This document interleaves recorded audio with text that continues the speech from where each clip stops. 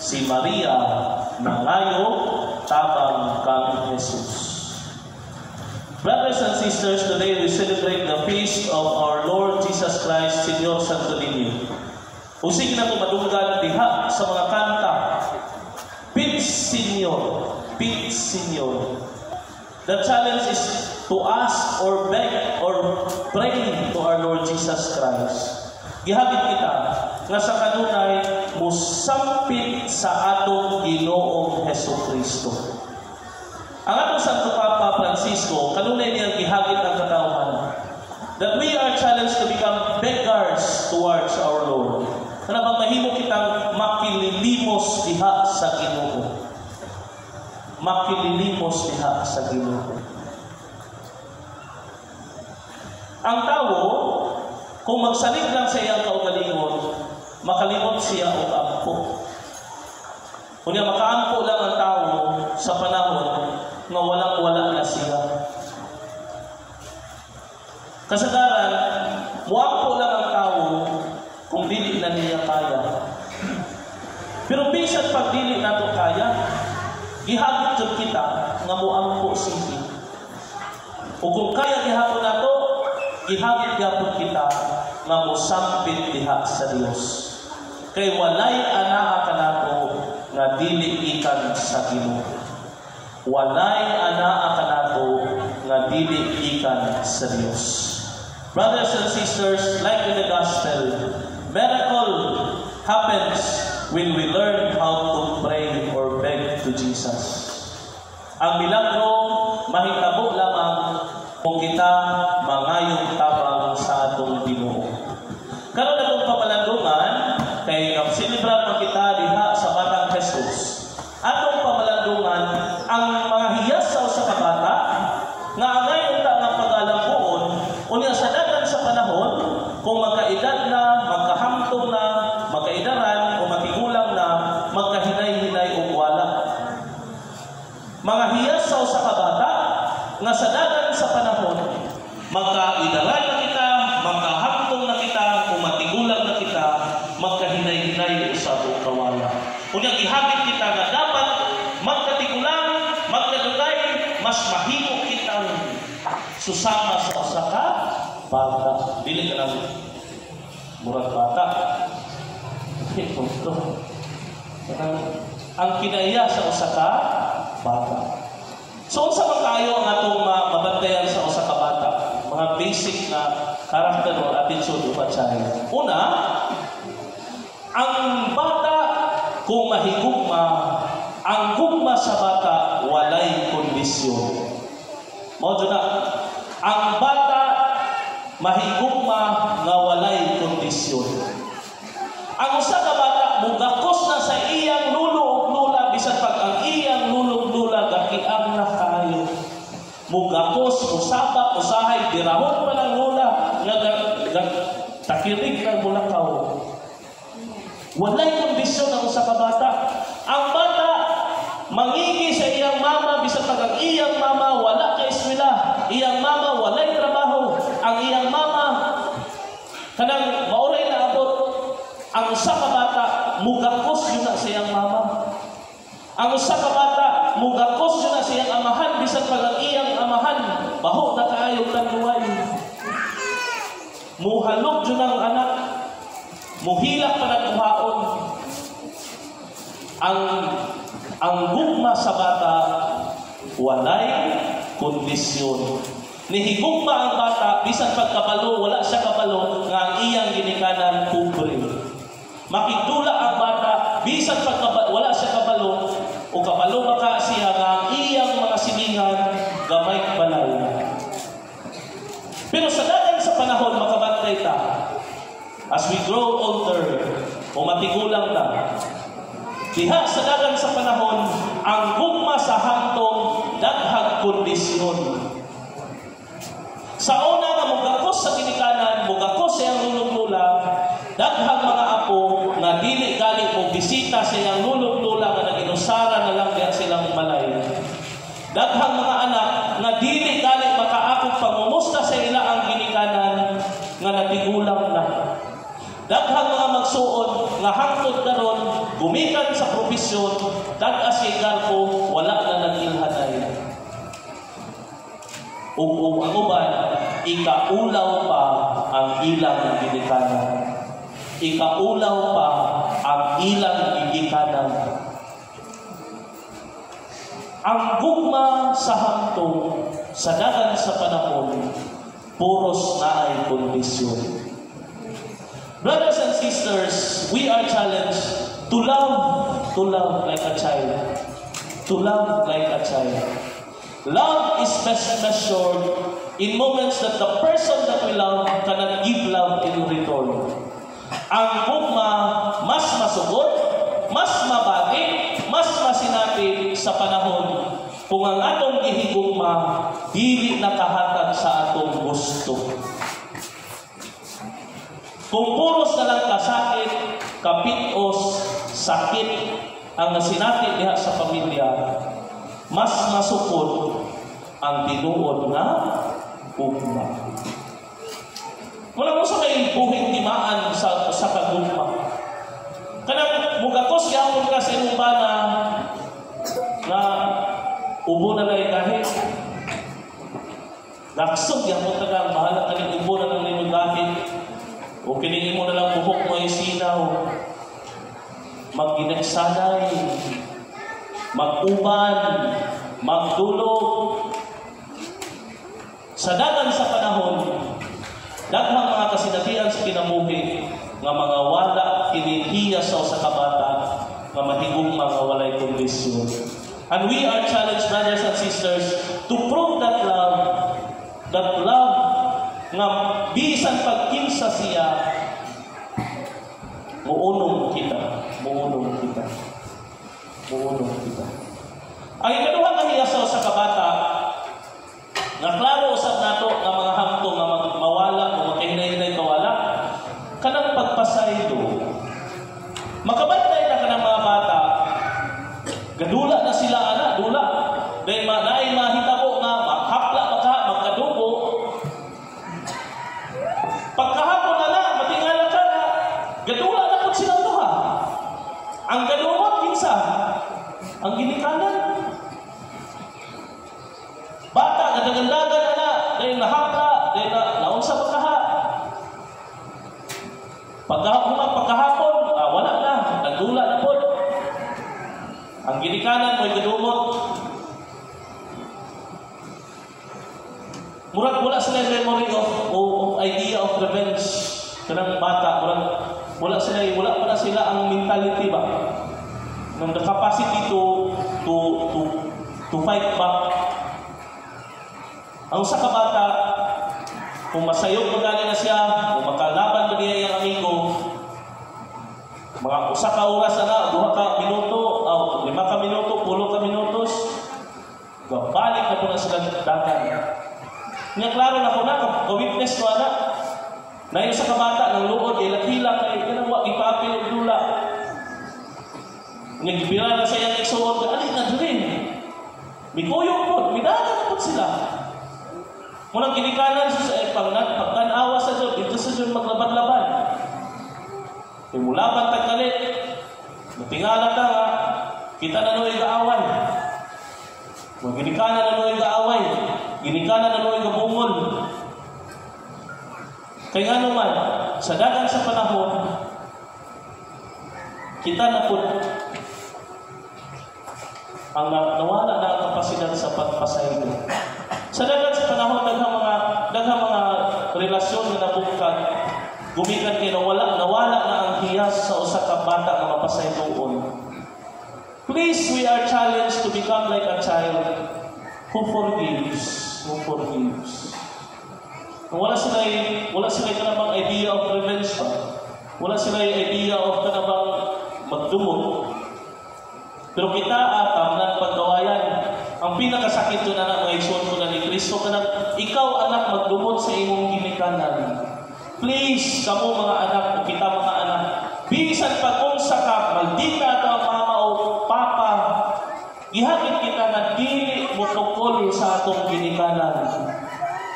Hangyoon ko kamo, ayaw jud tukol sa inyong ginikanan. Kay bisan pag-unsa ka profesional, bisan pag unsay naabot nato karon, dili ta katupong sa ilang pagkaginikanan. Daghang mga anak kumo kay na professional na, kumo kay dako na kay income, kumo kay ang ilang ginikanan wala nay kanang wala gahom ba. Mura na kong kinsa. Ako lang masakitan jud ko. Palangga ang ako ng mga nanay, mga tatay. Masakitan kay ko nga ang kanang pare, hayahin din pare ko pagsulod sa balay, pader ka na pader na. Nga na dito nakita na ko ang iyang mama nga giamigas kay wala na bitiuhan ang diaper. Gahilog kong masakiton, tapok na ng mga anak. Tapok. Natandong kayo ba kay gahilog kong masakiton din na iyang bana nga tiguang na po. Mo'y gaatiman. Nakita dyan ako ang amigas na, ano ba, bakit yung amigas? Nagkamang, nasakitan kayo ko kay mga pa kayo barok ang mga anak. Nga dunya kaayon ng awon. Sakitan kayo kung kaya ang ilang ginikanan, wa dyan na bisita, nagtapok na sila ang hapit na mamatay. Munang mga eksonto na ni Kristo, please forgive. Please forgive. Nga ingon pa ni Jesus, 70 times 7. 70 times 7. Kung daghan na nato ang nasakitan sa itong mga ginikanan, no? Naman dyan mga ginikanan na dili perfecto. Wala kong kabalo sa inyong istorya, pero naay kasinatian na ang ginikanan mismo mga usos ko at yung kuangon po. But please forgive. Please forgive. O kamo mismo mga magsuod. Kasagaran, ang unang away niya sa pamilya. Before ta nakaaway sa mga silingan, diya sa profesyon, ang unang away diya sa pamilya dyan na. Diya dyan na sa magsuod, ugaan, anak, binalain, masabong, banang asawa, diya dyan ang away gauna. Pero gihagit kita nga bisag unsay mahitabo, sakit man kaayo, please forgive. Please forgive like a child. Mupasay ito kita. Ay katulong nga hiyasaw sa kabata, mao ang pagsalig, ang pagtuo. Kanang bata, grabe ang pagsalig na siyang ginikanan. Kanang mag-practice yung langoy. Na ako'y pagumangkon, akong gibira. Kaya yung langoy lang ini, di man dyan musugot. Pero sa iya ng papa, pag-ambak sa iyong papa, hinambak ko na siya lapin. Ang pagsalig sa usa ka anak, ngadto sa iyang ginikanan. Ang pagsalig sa usa ka anak, ngadto sa iyang amahan. Kita usap ihangit nga isunod na ni Kristo na sa dagat sa panahon magod, magkaidara na kita. Nakasinati na magdutag-daghang mga kasinatian mga ni Sulay, nilahat ba? Lesson learned ba? Many times we experience failures in life. And sometimes we learn from it. Pero usahay ang nawala nato na po, mao ang pagsalig o pagtuo diha sa Dios. Nga masya natong mga pag-ampo, ang atong mga paghangyo sa Ginoo, magduha-duha pa bata o ihatag pa niya o dili. Kung mag-ampo ko ani sa Ginoo, ihatag ka niya. Usahay kita mismo ang magduha-duha sa atong mga pag-ampo. Hangyon ko kamo nga igsoon ko na ni Kristo, prayer is a free gift from God. Bisan pag-asa ka, maglakaw ka dito, bisan asa ka, makaingon ko nga, Lord, tabangin ko. Ayuha ko sa kong sakit. Lord, tabangin ko, nasakitan kayo ko, lamig kayo ibalos, tabangin ko aning akong problema. Di na naman mag-question kung dawaton baka umiya. Iyan akong pasayloon. Mangayo kagtabang nga walay duha-duha. Yes, magduha-duha man jud kita. Pero atong hangyoon nga Lord, kalaro kayo nga imposible ang tanan. Pero mosampit ko kanimo tungod kay nagtuo ug nagsalig ako kanimo. Munang daghang mga kasinatian kang Senyor Santo Niño, kung mo-share experiences of His miracles. Mga milagro kaya nga kanang makaingon kita nga kanang bang imposible. Daghan ka nang bisan pag diboto sa Senyor Santo Niño mo adto jud Cebu bisan pag layo kaayo. Kanang musayo kita kay nga naman klaro nato nga bisan pag sa imposible nga pag-ampo naa ang Ginoo. Muna hangyoon ko kamo ilabi na ang mga batan-on no. Ayaw mo kuno mo sampit sa Ginoo. Kaya ang Ginoo sige ra jud sa paminaw. Usahay tugon ko diba? Napoy mga pag-ampo ko dugay dito magon. Napoy mga pag-ampo nga dili jud ihatag. Napoy pag-ampo nga ihatag jud kayo. Pero abi ninyo ako sa akong kasinabihan. Every day I ask the Lord, Lord, matabangin jud ko ani akong pagkapari. Tabangin ko sa ako ang bagong assignment diri sa Sikaya. Many times I pray. Kaya na mo doon ako din mangutana o desisyon. May hindi ko nga, Lord, kabagin ko, Lord, na matubag na ko siya. Pero so far, sa dagang sa panahon, suot man ang dagan. Naadyo yung tabang. Naay mo sulbad. Masulbad na dyan ang tanan. Ang tao galing nga mo sampit sa Ginoo, matingala ka, naay kasulbaran ang tanang problema. Pero ang tao galing na dili ka malumusampit sa Dios, promise, bisan pag may problema, sabok kayo ang pamilya. Sabok kayo ang panaguban. Sabok kayo ang nahuna o kasing-kasing nga gamay dool sa usa ka amigo, baghag ang tubag. Muna ang hiya sa usa ka bata nga usahay na ginahinay na kawala nga nangayo kitag asa sa Dios, mao ang paghigugma nga way kondisyon, pagpasaylo nga walay huna-huna nga bumalos ang pagsalig sa Dios nga bisan pag unsay nahitabo mutuo o musalig diha sa Ginoo. And it takes a lot of grace from God. Dili man nato malibundo nga who we are today is a product of our past. Who am I today? My decision, my words, my reflections in life is a product of my experiences of my past. Muna ang tao nga nakasinati o kasakit diya sa kagahapon, usahay matagam na siya o higugma. Sakit man ang broken hearted na sige. Sakit man ang matikasan na sige. Sakit man ang mabitray. Sakit man ang malipungan. Sakit man ang lihatag kasi mong gugma dahil hindi ko kayo gugmaon. Ang uban anak, generous kayo siya nga tao, karon nahimong dalo kayo. Ngano man, sige man sa kutangan nga way bayad-bayad. Munang naay mo doon niya, mayroon siya, wa ko'y kwarta. Wa ko'y kwarta. Pero generous kayo siya sa una. Naamong ang simbahan. Pag ato sa simbahan, hatag sobre, dili ko, kay wa ko'y kwarta. Natagam. Wa pa kayo na babae, sexy kaayo. Tanang lalaki maibog. Pero daghang mangyab, dili ko. Kay pasakitan na ako. Natagam. Hinabot ka ang mga isod ko na ni Kristo na sa dagang sa panahon, ang gugma, ang hiyas-yapon sa Diyos, magpatigbabaw sa atong kasing-kasing. Kung nalipot kayo mga isod ko na ni Kristo nga, usa ka hiyas, usa ka hamtong, ngangay na itong ipalampo usap. Ang hiyas sa usa ka hamtong, nga angay na itong ipalampo sa atong kaugalingon. Unsa man, ang usa ka hamtong, kanunay mag-atiman, kanunay magpangga, mupangga, kanunay muhigugma. Parents, o kita mismo, padayon sa pag-atiman sa inyong mga anak. Padayon sa pagpangga sa inyong minahal. Padayon sa paghigugma. Kay kini nga hiyas, usa kini ka hiyas nga gikan sa Dios.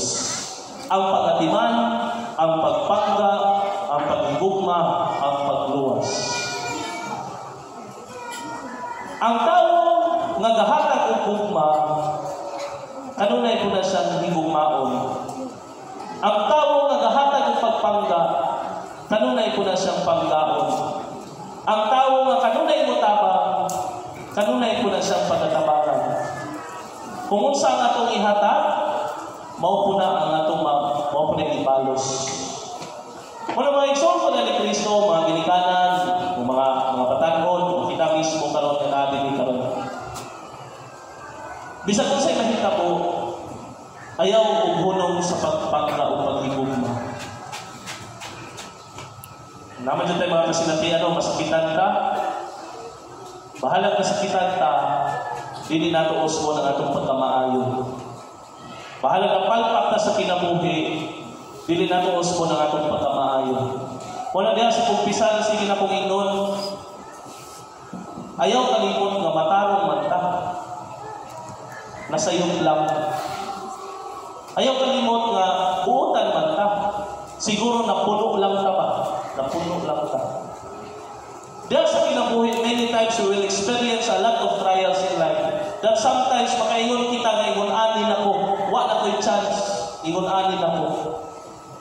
Please don't forget na maayot ang tao, siguro na palpak lang, nasayop lang, natumba lang, nakasala lang. It doesn't mean na sayop na ko. Maayot ang tao, matarong ang tao, buutan ko ang tao, siguro napalpak lang. Munang mga ison ko na ni Kristo, kamo, mga ison ko na ni Kristo, please don't stop loving. Don't stop caring. Don't stop giving yourselves. Kay kini nga hiyas gikan sa Dios. Hiyas gikan sa Dios. Nagtapuson ko kini sa usa ka istorya. Dayon sa ka negosyante. Kaya ang anak yang itunan sa iyang pagka-negosyante.